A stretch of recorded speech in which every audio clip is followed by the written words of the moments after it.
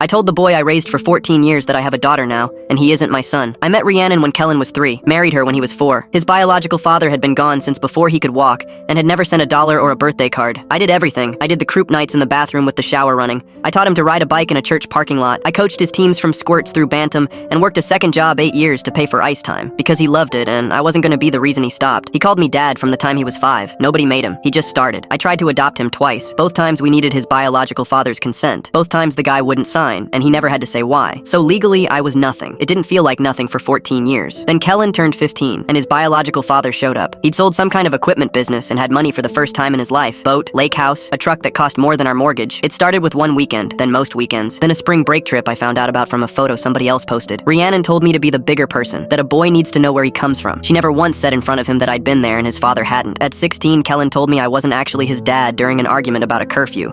I let it go because kids say things. At 17, he asked me not to come to his graduation because his father was flying in family and it would be uncomfortable. I went anyway. I stood at the back of the gym by the doors and left before the recessional so nobody would see me. At 18, he sent me a message asking me to stop texting him. He said he had a father and he was working on that relationship, and it was confusing having two. Rhiannon filed the next spring. She got the house, I got a storage unit and a truck payment. I lost about 2 years. I worked and did nothing else. My foreman came and got me on a Sunday and sat in my kitchen until I agreed to see somebody. I moved 4 hours north for a job on a bridge crew and I stayed gone. I met Junie at a hardware store when I was 44, arguing with a bag of concrete. She had a 7-year-old named Marin, and no interest in being rescued from anything. I kept that kid at arm's length a year because I could not survive it twice. Marin wore me down anyway. She'd follow me to the garage and hand me tools she couldn't name.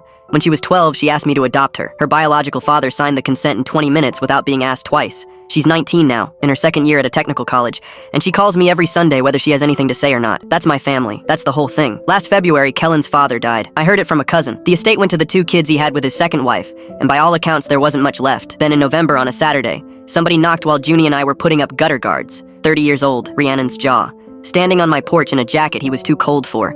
He said, "Hey, it's Kellen. I want to tell you I felt rage." I didn't. I felt the floor of a hospital hallway in 2003 when he had croup, and I walked him for 4 hours. I told him I was sorry, but I couldn't open that up again. I told him I have a daughter and a wife and a life I built after that, and that it took me a long time to build it. I told him I hoped things were okay for him, and I meant it. Then I closed the door. Not hard. Junie sat and held onto my arm for about 10 minutes and didn't say anything. A week later, I found out my own mother gave him the address. She'd been talking to him since August and never said a word to me. She called crying, saying I raised that boy, and I'm the only father he ever had, which is exactly the point, and she can't see it. Here's where I keep landing. He's been an adult for 12 years. 12 years of being able to send one text. Not on my birthday, not when my father died, not once. And the year the man he chose was gone, he found my porch in about 9 months. Maybe that's not fair. Maybe he's carrying something I don't understand. I've turned it over more than I'd like to admit. But there's a girl who calls me every Sunday who chose me when I had nothing but a garage and a bad truck. I'm choosing her back.